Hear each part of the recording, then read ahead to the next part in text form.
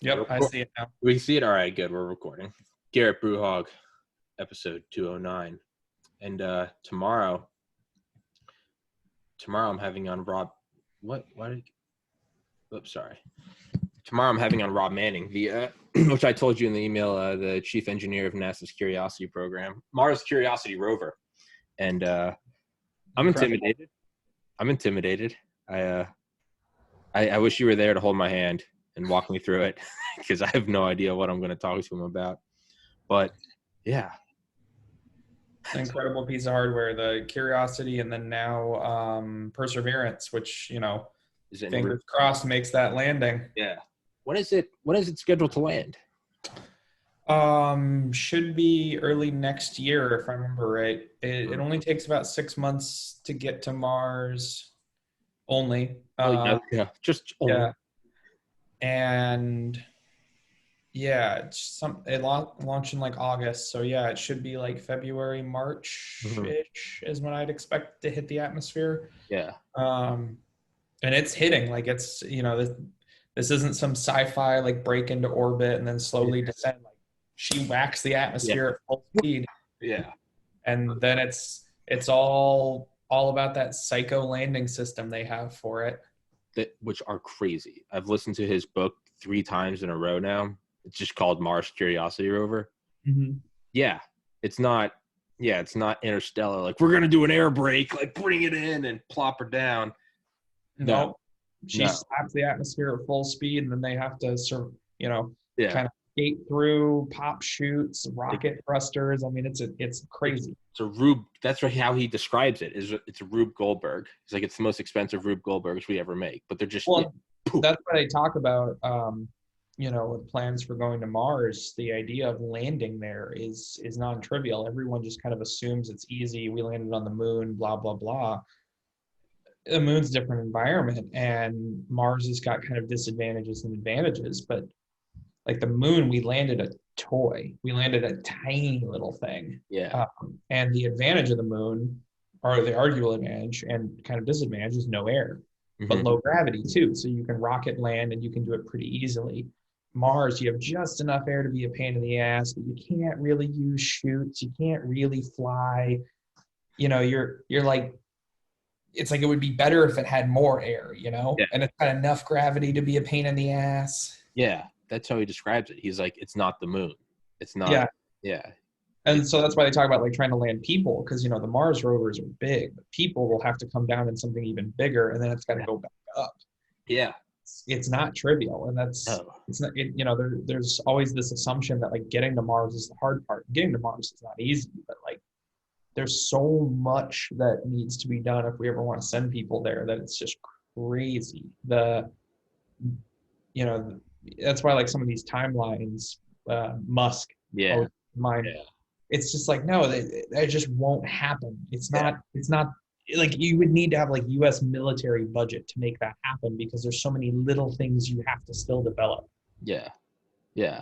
Like life support is something I was reading about recently. I didn't realize how kind of poor the life support on the space station is, and how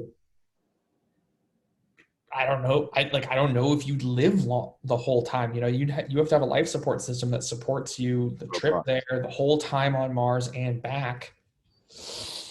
Yeah, it might fail, and if it fails, there's no backups. You just die. But I think Musk said that in the book Space Barons by Christian Davenport. He's like, look, like we're gonna try everything we can to make this the best we can, but he goes, there's a 0% chance that no one will die. Oh no, I'm not talking about that. I'm talking about just like everything involved with the current some of the timelines you hear him talk about. It's like, stop snorting cocaine. You just couldn't do it. We're going to Pluto. Fuck it. We're going to Andromeda, and it's like, do you pump the brake? It would be a chance that everyone dies now. Yeah. There's just no will fail along the Rube Goldberg machine needed to keep the people alive and get them home. Yeah. And they will die, a very nasty death. Yeah. There's no way around that. And I mean, it seems more, but it kind of contradicts. It's like we need to get humans there as a sort of like external hard drive for Earth. But like, man, you just see like the the exponential increase in like technology, funding, sheer mass that goes with life support systems. I mean, it's the difference between, it's the difference between a satellite and a manned laboratory, right? Yeah, Like, I don't know. I mean, I get the argument of spreading out. I think long term it makes sense, but I think this rush that we have to do it right now, mhm. I don't know if I really buy it because what's easier to do right now is protect Earth. Like, Yes. like a crazy thing is that we don't scan the whole sky for asteroids. We just don't. Yeah. It would Yeah. cost so little money to put up the final satellites, build the final telescopes, and just be like, we know where every asteroid is coming from. We'll never get blocked. One of our main sources of looking for asteroids and tracking them is down right now. The huge Arecibo telescope in Puerto Rico, she broke. When? Like August, a cable Fuck. snap. Yeah, and that's our big eye in the sky. That well, eye on the ground looking into the sky.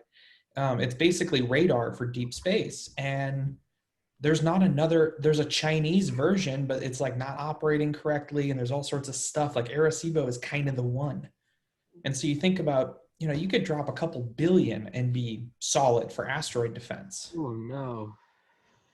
but we don't do it. It's like that's like the only radar on Air Force One, and it just shut off in August. And they're like, yeah, I mean, it'll get back up. It's like, why isn't that up yesterday? Yeah.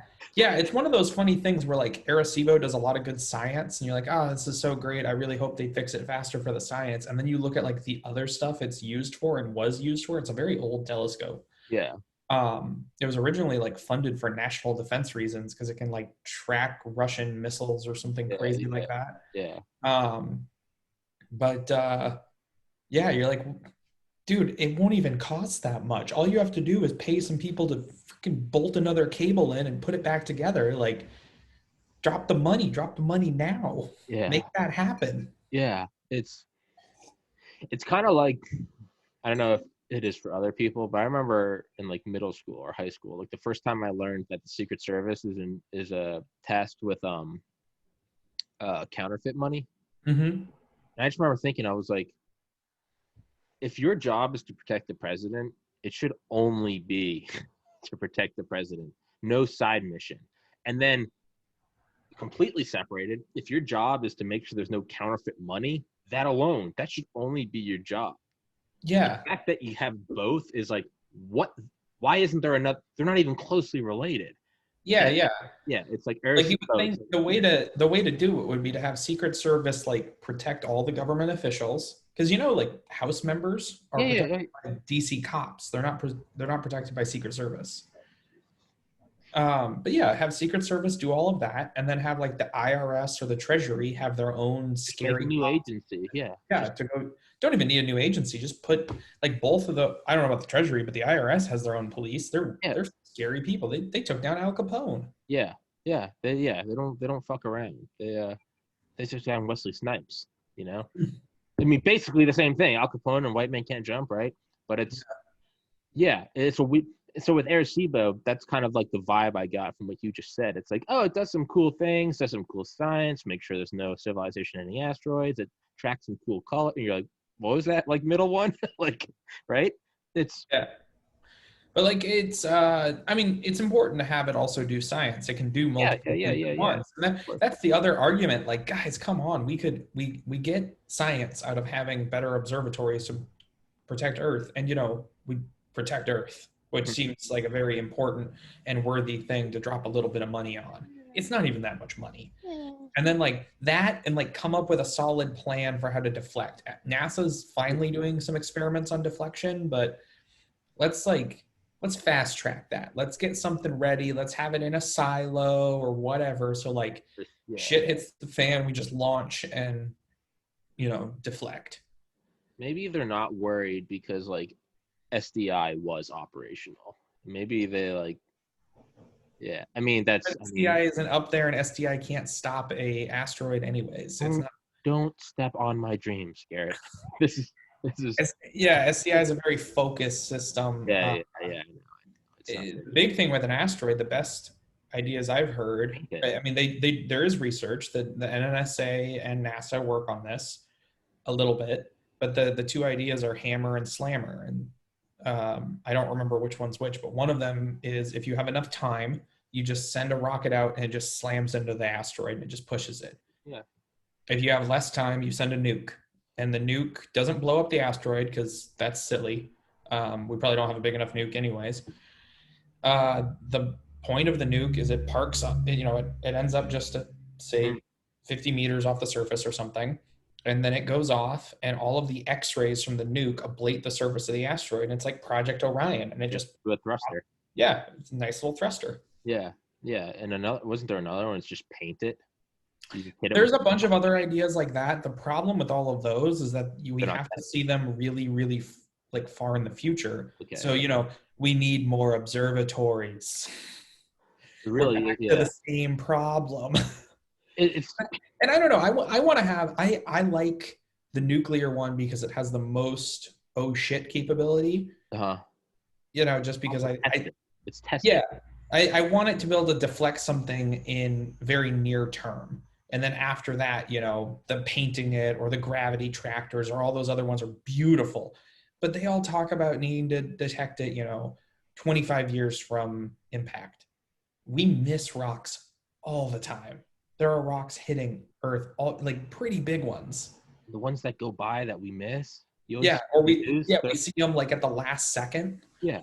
It's And like, the oh, point is not so much the dino killers. We've probably seen all the dino killers and we kind of know where they're at.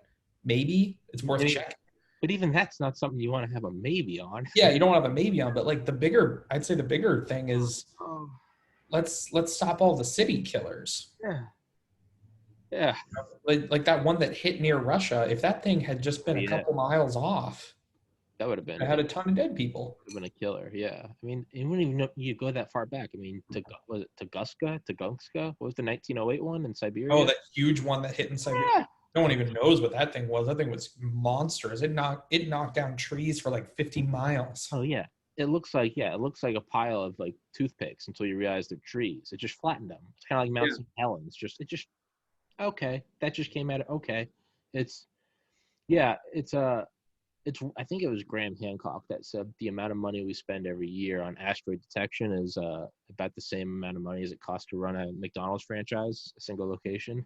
Yeah, it's a lot of the thing I remember hearing is that a lot of it is also volunteer work. It's literally people who look at data because they don't have enough people to analyze the data. And so there's like just heroes on the internet who look through the open source data trying to see if there's asteroids there. That'd And be that's like, that's beautiful that happens, but sure. like it's it's not that much money. We really isn't. It's crazy because when we talk about like scales of problems, it's like climate change, big problem, lots of money to fix. Asteroid strike, not a super pressing problem, could totally murder all of us though, very little amount of money. Yeah. It's Yeah. like, yeah, I'm trying to think of even a good example. It's like getting smoke alarms. It's You yeah. don't, your house is not likely to burn down. But But it'd be really nice if you didn't get caught inside the house when it got burnt down. it's like someone taking pot shots at you, right? Mm-hmm. Like none of them are hitting you. They're clink, they hit a girder, a tree, they bounce off the pavement. But like if it does hit you, very small chance. If it does, it will kill you. So Yeah.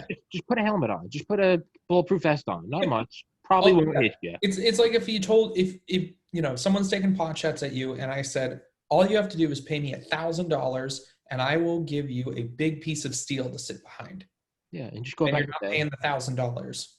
You're Yeah. like, dude, I'll pay the $1,000 in an instant. You're like, I'll just wait till I see the muzzle flash. I'm really quick. And Yeah, you're exactly. That's oh, basically what we're doing right now. And we're like, yeah, I'm kind of looking, but not really. And see them like part of us, we're kind of leaning behind a rock, but not much sometimes a of little a bit. rock. Yeah. Yeah. And every once in a while, you hear the supersonic crack when it goes right by you, Yeah. and you're like, hey, whoa, and Yeah. everyone gets a little scared, and then it's like, anyway, man, fucking Patriots are playing this Sunday, and it's like, we just, Yeah. and like, and our friends are lying around us, old skeletons of friends that died 65 million years ago, and they all have, they all have, they all have, they all have holes right between their eyes, and we're Yeah. like, I mean, I know it happens. Anyway, Yeah. crack. I know it's crazy, and what also blows me away is that the only country really even doing anything is the US, and we're doing it haphazardly. And it's like this seems like the thing that the UN should set up, is just all of the countries all just like make a pool of money, a very small pool of money. We won't even ask the poor countries to pay. We'll be like the ones on the defense council, right? Sure. You get UK, US, Russia, China, France. I don't remember who else, but those are like the big ones that leap to mind.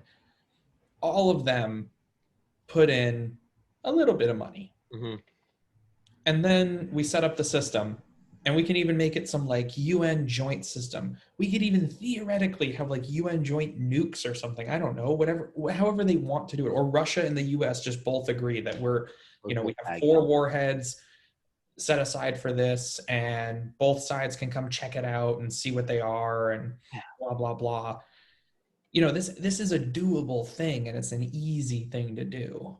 Yeah. Not only that, you could be like, hey, like here's a free reason. I'll let a couple like ICBMs off the rails and get some like live testing, right?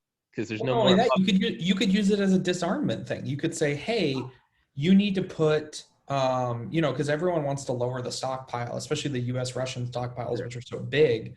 It's like, hey, take apart 1,000 nukes or whatever, because both countries have a ton of them. And while you're doing it, pick out what are the best components of them, and then you can pick like 4, and those go into the special stockpile. But otherwise, like you can cut some sort of deal like that, or you even theoretically could say, hey, we're going to do a test. Each one of you gets 1 bomb, 1 launch, has to go to deep space, so it won't EMP everything, and yeah. You get your free test. It's no treaty breaking, nothing. Everyone signs off that the treaty's fine. And it's like, dude, and you can get free testing. Hey, look, it's an above ground nuke test. Go put some fucking sensors up. Get all that juicy data you want. Oh yeah, well, I can tell you we would love to set a couple off just for science. There's such amazing things they can do. I know. They're so powerful. 10 million times the neutron density or the gamma density of a supernova. What was it that Richard Rhodes said in Dark Sun, making of the hydrogen bomb? Nothing will beat the supernovas. Supernovas definitely have the record. No, it has some weird signature that like doesn't naturally happen in a supernova. It's not like a second signature, but there's something that is stronger than what's in a supernova. That's what Richard Rhodes. I don't know. I don't remember. I haven't read that particular book. I have The Making of the Atomic Bomb. That's the only one I got. Otherwise, Dark Sun, Garrett. Yeah, I have some Edward Teller's stuff. That's what I like to read about for the H-bomb. You bastard. Regardless, they're fucking magnificent. Yeah. One of the cool things I've seen is there's an old Russian paper, poorly translated, from the Soviet Union, where they were doing high pressure science using nukes, and we do that with lasers and pulse power machines and high explosives and diamonds and all sorts of cool ways of trying to create incredible pressures, right? And the Russians using nuclear weapons to do these experiments, and they were setting the nukes off for other reasons, but they're like, hey, free nuke, let's do the experiment. So normally when we compress things, we compress something like maybe a millimeter in size, probably smaller, to incredible pressures, right? Super, super tiny. It's like a grain of sand that you're trying to compress up. It's very difficult to get good diagnostics on it. It's hard to even know what you're really compressing. Dirt is a real problem because just the amount of like mass it can make up in dirt. The Russians compress stuff to higher pressures than we've ever reached. And it was like this big. And they had a bunch of targets that big. And they're just like, oh yeah, we have data at, a 12 trillion atmospheres of pressure or whatever it ended up being. I don't remember the numbers. No, not trillions of atmospheres, trillions of pascals. So it's billions, it's like 100 billion atmospheres or something of pressure.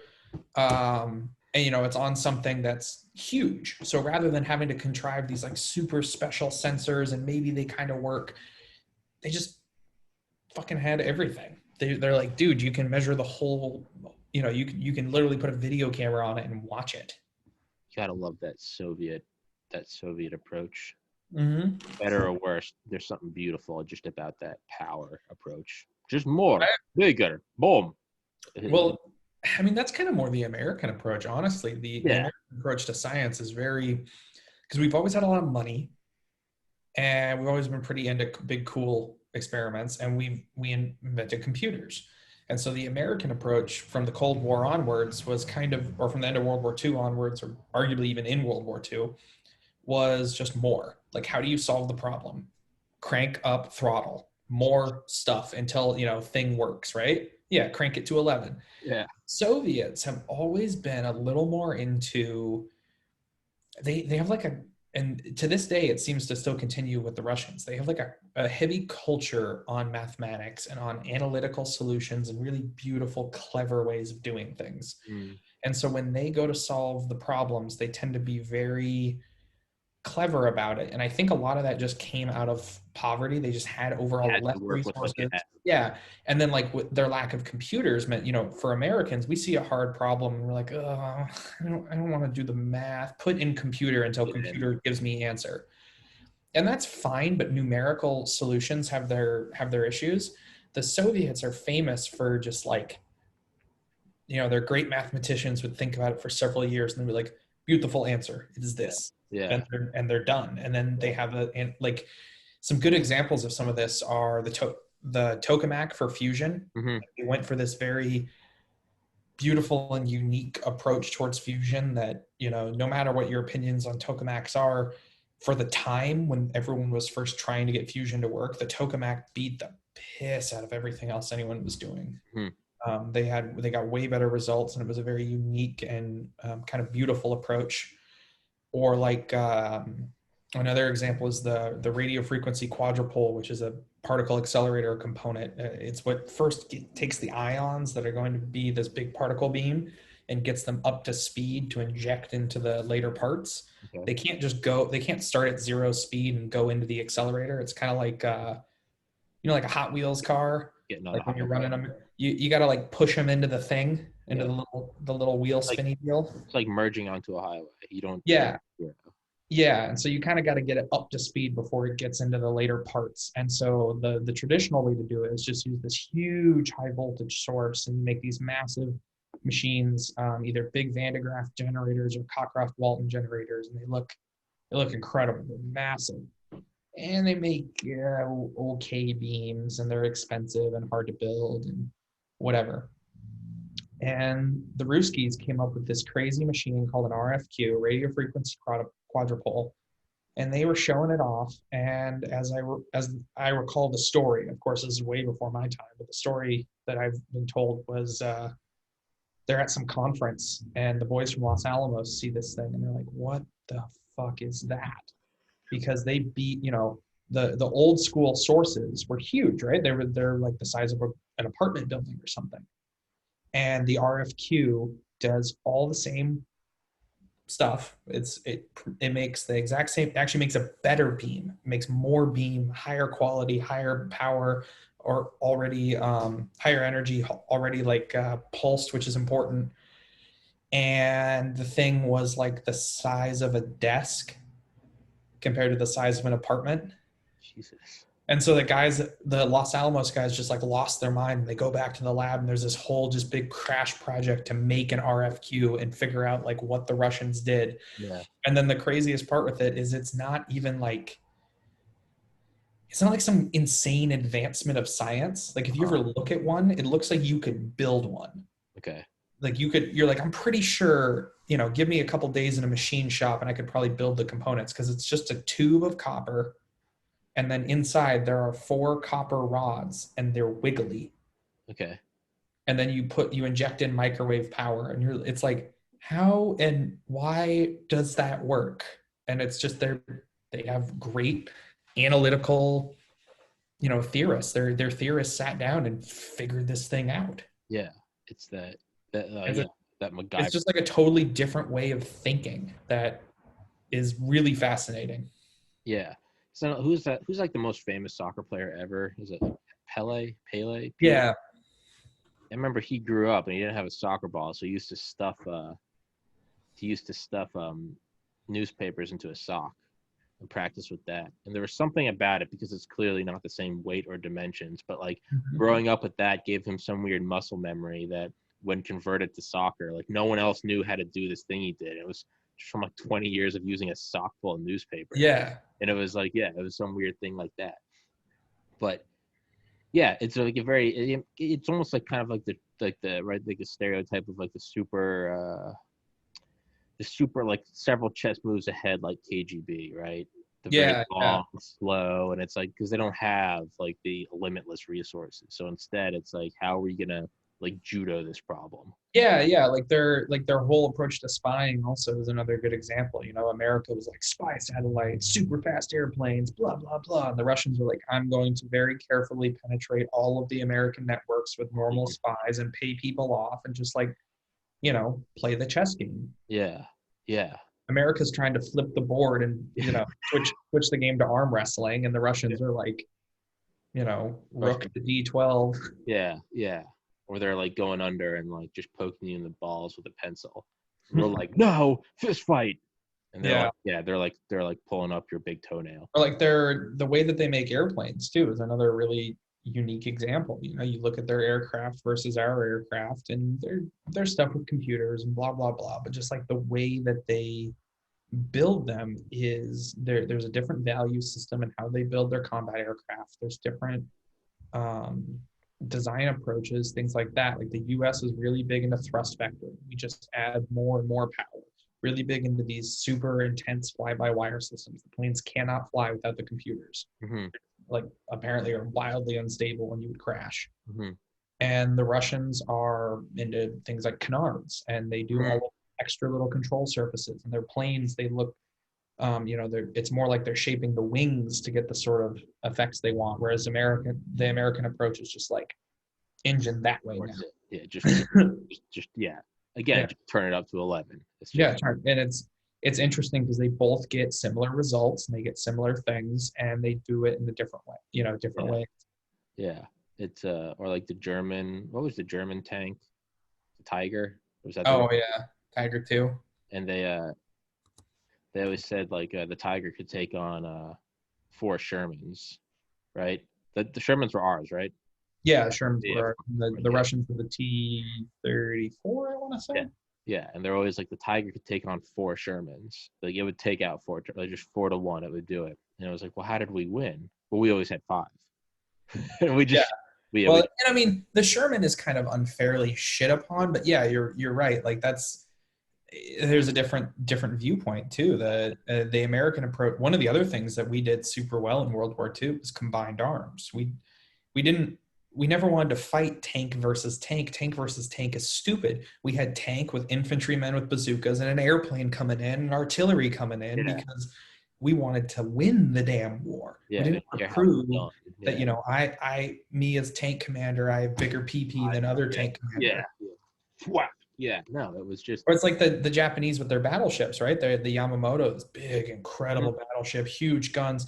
And you might wonder, like, why was there never a Yamamoto versus Iowa fight? That sounds incredible. And it's because it was dumb, because we didn't want to get into an even fight.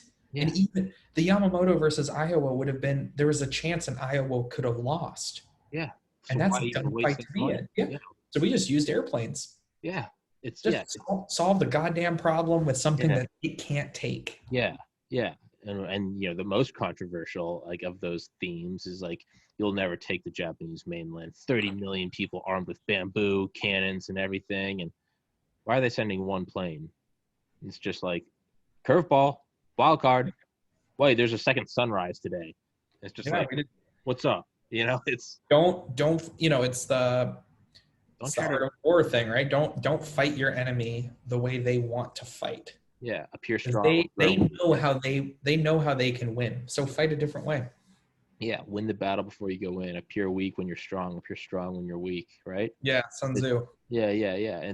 We took that approach with the Soviets, right? That's why we just jacked up the tactical nukes, and that's why we were rushing for the hydrogen bomb, because we were like, we can't take them tank for tank.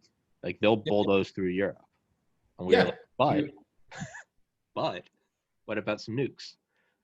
Right? Yeah, and that's also why we focused heavily on things like air superiority, because we're like, We're pretty sure we can take them there. And your tanks are great until I fucking bomb them out of existence with a bunch of neutron bombs or whatever, you know? Yeah. Or it is, and that goes kind of back to like the tactics. Is it makes me think, because obviously, did you see those videos of Zarbomba like a month ago that were Really classified by the Russians? That was cool. And obviously, well, not every, but people like me that like them, or like you. No, it was 50, right? It was 57 megatons technically. It wasn't 50, right? Wasn't it like 56? I've never heard super solid numbers, just that it was 50, and that there's some plus or minus something in that. Yeah, and it was supposed to be 100, right? But they realized that they took out the multiplier. Yeah.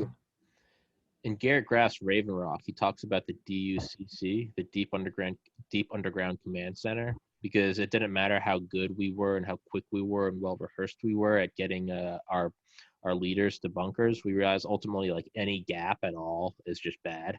So he under the Kennedy administration, the DUCC was proposed. So it would have been, I think, the exact same square footage and like basically the same shape as the Pentagon, but it would have been, I think, exactly 5,000 feet down below the Pentagon. 5,000. I'm not saying that incorrectly. Look it up. It's insane. That would be nuts. Yeah, 5,000 feet, almost a mile. But I guess the idea being is that you're not going to nuke 5,000 feet down. Yeah, and it was weird.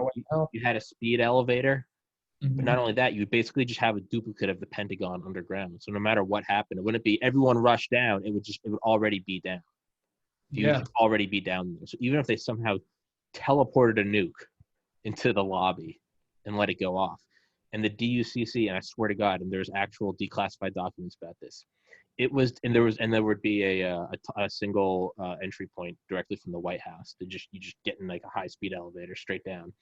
Yeah, I guess the problem is building that's really hard. That's not an easy thing to build. Yeah, but that was proposed, and it was rated, and this is from the declassified documents, to withstand multiple direct hits from 200 to 300 megaton weapons. It's a lot of Earth, man. There's a lot of Earth between you and the bomb. Yeah. And it was designed to withstand, I think, 200 megaton bunker busters. Yeah, the numbers are just. Speaking of that, have you heard of the? This was back when Project Orion was still rolling, and there was a proposal. There was the proposal for the battleship thing. And everyone knows about that, and that's it pissed Kennedy off, and he killed the program because he was so angry about. And then they killed him. Yeah. But there was also some proposals for things like strategic command centers that would be an Orion ship ready to rock and roll. And when shit hit the fan, it would just, goodbye. Peace. All right, I'm out. Yeah. Yeah. Or things like Orion's already placed into orbit and set up as retaliatory strikes. Like they would be placed, kind of around the moon or something. And the idea being is that, sure, they can't strike super fast. Even an Orion just takes physical time to bring in and, launch its nukes and whatever, but you'll never get them. Mm-hmm. They're far beyond the reach of anything you can send to them in time. And they have a lot of delta V, right? You try to send a missile to go chase the Orion, goodbye, and it's going to go zip around and maybe run to Mars and back or whatever. Yeah. Even if you had a heat-seeking ICBM, even if you had like a heat-seeking Saturn V, even that won't do it. It's like it's the next Blackbird. It can just put the throttle up, right? So it's not you can have another Orion missile, and it would be very hard to do just because there's a time frame. You just have that gap. Yeah. And it's a really wild concept, but it makes sense why they talked about it. You're like, I can understand the concept. It's called war paranoia. Yeah, but it's there's another great book by Vince Houghton, who's the curator of the National Spy Museum, who I've tried to get onto this podcast several times, but he's busy. But he wrote the book "Nuking the Moon and Other Insane Cold War Ideas That Never Went to the Whiteboard." But he talks about, he's like all these Cold War plans. He talks about the DUCC as well. He has a whole chapter on it. Whereas Mhm. Raven Rock had like a couple lines. They did a whole chapter on it. It's I was foaming at the mouth. But like he talks about he talks about Cold War paranoia. He's like, you have to understand like where this was coming from. It was like these plans, like, when your job is to look at the chessboard, that's where you get these insane ideas. But he goes, the Cold War was really like the era of desperation. And he goes, necessity is the what is it? Necessity is the mother of invention, Mhm. right? He goes, desperation's the drunk uncle.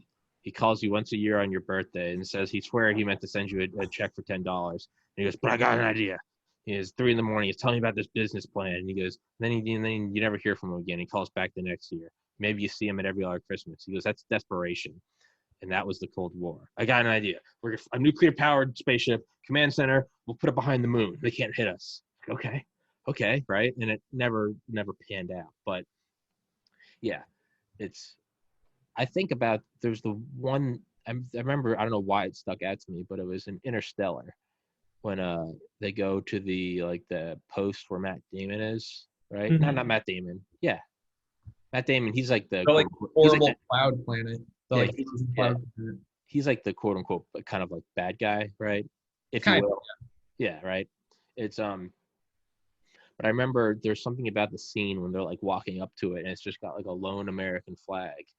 It, like the rest of the movie didn't matter to me. There was something about that scene that I was like, that's like the final Hail Mary, fourth quarter, 11:59, Project Z.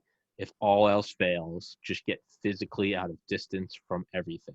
And it was like that was like the final 100 levels above top secret. Like that's what it is. It's just an outpost on a planet with one human in cryostasis.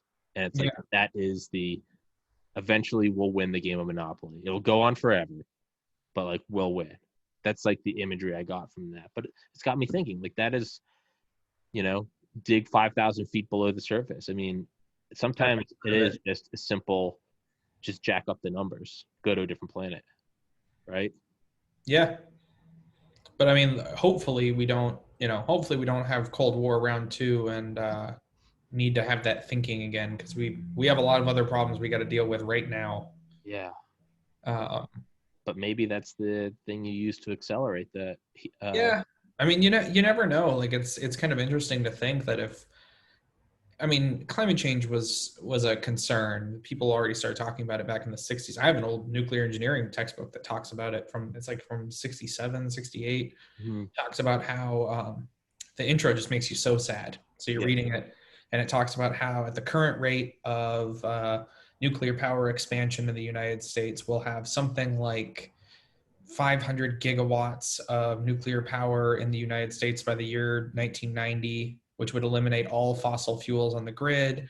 And we'll get the breeder reactors finally figured out by about then. And we'll start using those. So we'll consume all the nuclear waste. And by the year 2010, they expect to have fusion solved. And maybe by, 20, 30 years after that, we'll probably get fusion on the grid. And he talks about how it's important to do because the pollution from fossil fuels harms people's health and there's evidence of it affecting the climate of the planet, and this is in the fucking God 60s. damn it. But you imagine if that was more on the docket like it is now where everyone's really thinking about it in like the 80s or something. Maybe you could have gotten the US and the USSR to really go at it over like who can be more green. Turn it into a national security issue. Yeah, definitely. Like full on turn it into like we need to do this to be more prepared than the Russians are. Yeah, Or we need to be more sustainable than the Russians in a long-term war. Yeah, you could have yeah, gone yeah, Doctor exactly. Strangelove on it. We cannot have a mine shaft gap, right? Hmm. You cannot have a green energy gap. Yeah, we can't possibly be on coal any longer or Yeah, whatever. that's what that's. I think that's the move. Is like I think we've talked about it before. Like we should be doing fusion. Yeah, we should be getting an hour in exercise a day, but nothing really kind of lights the fire like going to the doctor and then him being like you're gonna drop dead in the next year and you're not gonna like see your kids grow old unless you like cut out the fast food and start doing cardio. That's when you start doing cardio, not the 20 years prior of like here's the food pyramid and here's what you should, right? And unfortunately, that's just the human operating system. It might be China's doing fusion. China's going to going to Mars. Like, we cannot have a Mars colony gap. That might just be the way it works, and it's shitty. But that might be just like the real. Yeah. I think kind of the problem with the US too is right now we've gotten super inward looking. And for some good reasons. We have a lot of things we need to focus on internally, but like no one seems to care or doesn't seem to care nearly as much about us being competitive. Like I'm kind of blown away that I can tell people that, the US is behind in this or that field. And there's not this concern that we need to get ahead and that we need to equal. It's just kind of like, okay, whatever.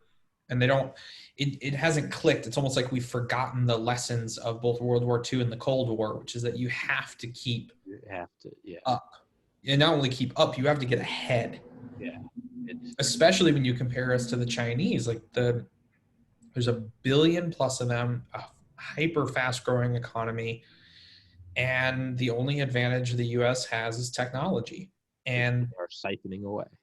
Yeah, and we need to now, like, we can't have a small advantage in technology. It can't be like, say World War II, where we arguably had a bit of an advantage, like over the Japanese, we had a bigger one, but like over the Germans, if you add everything up, I would say the US had a tech advantage over the Germans, but it wasn't a huge one. And it didn't matter because we could outproduce them and we had more people and blah, blah, blah.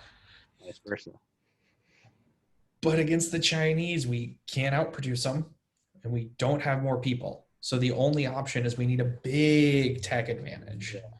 We gotta have it. So, and you never want to have to use that tech advantage, but like the Cold War showed, there's multiple ways to have a conflict, and you can have, you need to stay ahead on everything before you get left behind. Yeah, and we're just right there, and it's like, I think we've grown up. We still have this, like, overall, we still have this advantage, like on a broad scale. And the scary part is how we're not, like, if you look at the rate that we're getting caught up to versus the rate we're advancing, it's, that's where it looks scary. It's like we should be putting on the rockets. We should be pumping money into so many things, and that we're just kind of getting closer and closer and closer. Their Orion ICBM is catching our Orion Escape Command Center. Yeah, exactly. It's not good. We should be accelerating. At the very least, we should be maintaining, but they're closing. Exactly. But it's abstract, right? It's you're a fearmonger. We got to worry about the election. It's like, no, there's this like broad scale. I mean, Michael Pillsbury's book, The 100-Year Marathon. He was the Deputy Secretary of Defense under Reagan. Brigadier General Robert Spalding's book, who I had on this podcast, episode 160, his book, Stealth War. I mean, they both talk about, like, this stuff is like decades in the making. Yeah, well, that's the other crazy part is you really do have to think long term. You can't, this isn't a single presidential administration thing. Like, let's say Biden wins the election and you're able to convince him that this is a big thing and, actually would be a good way to spend stimulus money, upgrading the military, increasing scientific spending, all of that stuff. That's good jobs. Good American jobs. You convince him of all of that. He pumps a ton of money into it and you're pumped. You have to keep that up. That's not like Biden's administration. Great. You got to do this for 20 years, 30 years of that same, because a lot of this stuff takes a while. You want to build a new fusion experiment. It doesn't happen in a year. It doesn't happen in an administration.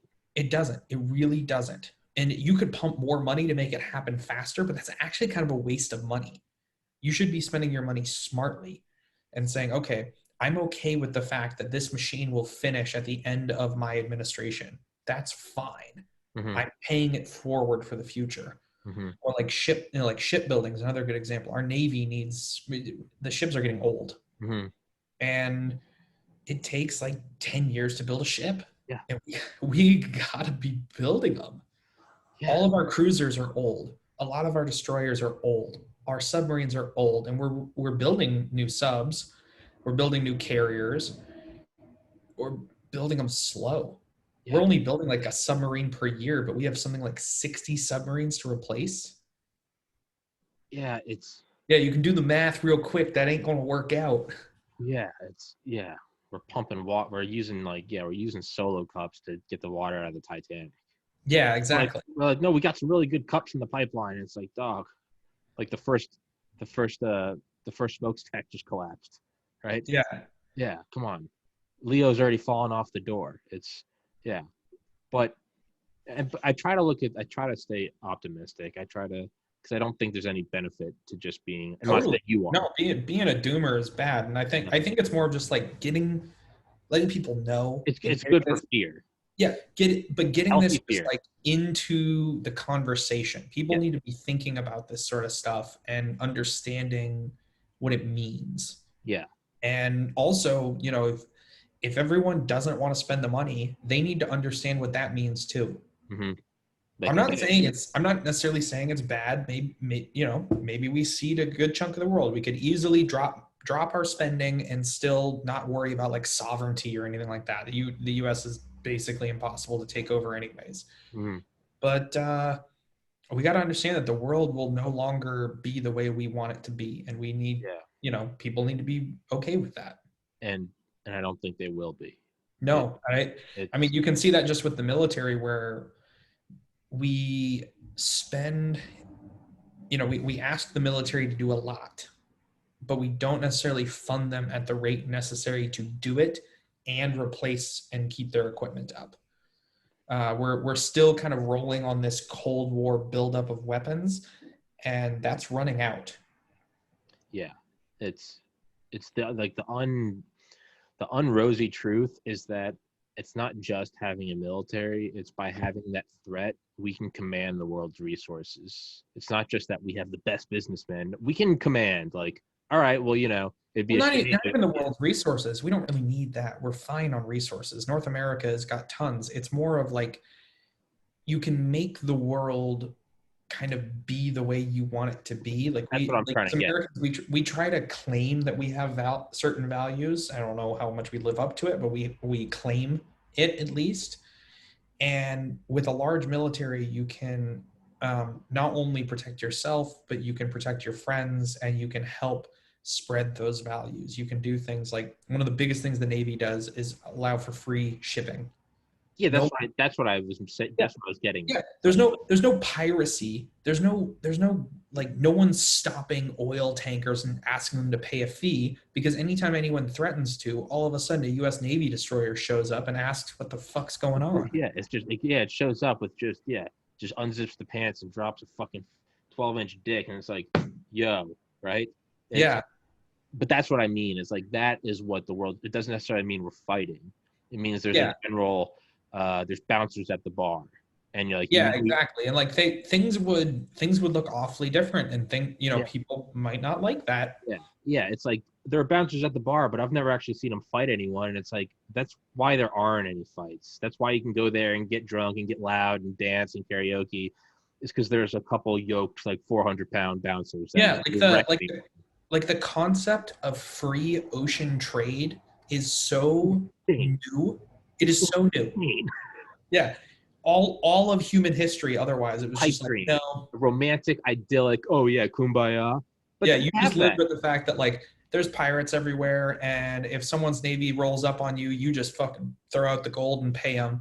Yeah, or just fucking white flag. You're like, fuck it, I'm with Spain now. You're just like, whatever, Yep. right? Guess I'm learning Spanish. Just hope my family does well. I mean, Yeah. but that's And, just, yeah, and nowadays, like, totally fine. You don't have to worry about it. Not a problem. and it's not the norm. It's not. Yeah, and every country can do it. Like we don't like go fuck with Chinese ships or Russian ships. Like Russia wants to ship stuff. Like, have fun. Knock yourself out. Yeah, I'm just making sure I don't keep you over. It's I know Yeah, that you have something at 3. Do you want yeah. to? I'm gonna jet off in like 4 minutes. Yeah. Perfect. All right. But yeah, it's that is like that's not.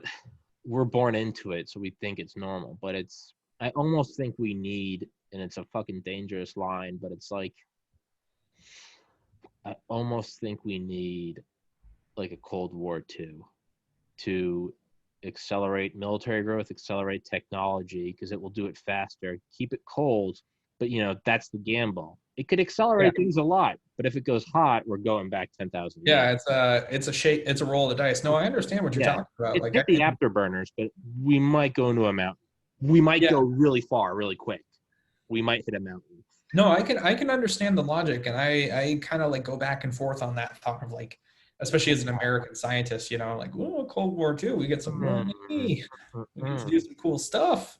Yeah. But yeah, it's a gamble. But I can get the general idea too, because you hear people talk about that also with like climate change. Like I've there's a lot of people that are like, no one's really going to do anything until shit gets horrible. And that's terrible to say, but that's It's probably how this true. is going to go down.